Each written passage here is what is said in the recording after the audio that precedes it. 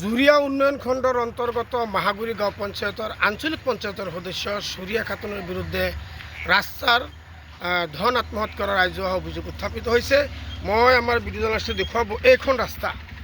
মই যদি কেমেৰাটো ডাউন কৰি দেখুৱাব পাৰে, এইটো হৈছে ৰাস্তা। এইটো ৰাস্তাৰ ছাইড বাম দিব লাগিছিলে আৰু ছাইড বাম নিদিয়াৰ কাৰণে গোটেই ৰাস্তাটো খুব বেছিতকৈ বেছি 3 মাহৰ মূৰত গোটেই ৰাস্তাটো ভাঙি যোৱাৰ সম্ভাৱনা আছে।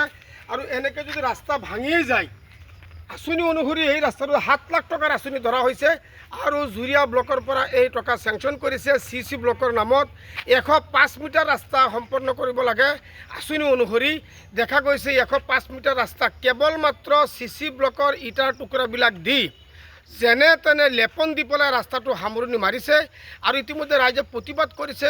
ৰাইজে জুৰিয়া ব্লকৰ খণ্ড উন্নয়ন বিষয়াক এই ক্ষেত্ৰত অভিযোগ দাখিল কৰিছে আৰু খণ্ড উন্নয়ন বিষয়াই তদন্তক্ৰমে ৰাস্তাৰ 7 লাখ টকাৰ কাম যাতে সম্পন্ন হয় তাৰ বাবে ৰাইজে দাবী জনাইছে।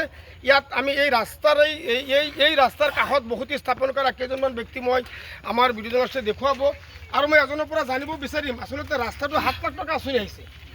জুৰিয়া ব্লকৰ পৰা 7 লাখ টকা আঁচনি আহিছে। CC ব্লক ৰাস্তা 105 মিটাৰ ডিষ্টেঞ্চ হ'ব লাগে, ইয়াৰ লেংথ হ'ব লাগে। এই গোটেই কামখিনি কৰাৰ ক্ষেত্ৰত দেখা গৈছে গোটেই ৰাস্তাটো ছাইড বামবিলাক বনোৱা নাই। এতিয়াই দেখা গৈছে ইটাবিলাক ফাঁক হৈ গ'ল, CC ব্লকৰ টুকুৰাবিলাকৰ মাজে মাজে ফাঁক হৈ গ'ল। ৰাইজৰ কি আপত্তি আছে? আমাৰ আপত্তি কোনো ধৰনেৰ মেটেল চেটেল দিয়া নাই, ৰাস্তাটো পুনৰ বনাই দিব লাগে। আমাৰ এটা আপত্তি আৰ কোনো ধৰণৰ আপত্তি নাই। আপোনালোকে ভিডিঅ'ত জনাইছে? ভিডিঅ'ক 2বাৰ জনাইছোঁ। এতিয়া আপোনালোকে লাগিলে ফোন কৰি সুধিব পাৰে। আমি জনাইছোঁ, সিহঁতে আহিছে সিহঁতে আহি গুচি গৈছে। যোৱাৰ পিছত তেখেতে কৈছে মই চাম।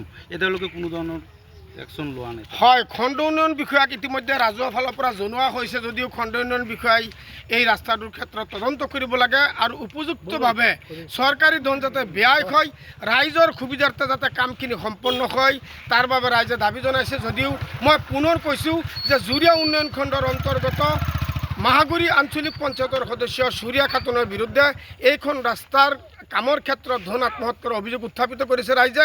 এই ক্ষেত্ৰত তদন্তৰ দাবী কৰিছে। ৰাস্তাটো সম্পূৰ্ণৰূপে ৰাইজৰ যাতায়াতৰ সুবিধাৰ্থে ৰাস্তাটো সম্পূৰ্ণ কৰিবলৈ ৰাইজে দাবী জনাইছে। যিকোনো খবৰৰ বাবে যোগাযোগ কৰক আমাৰ এই নম্বৰত 9181 307 221।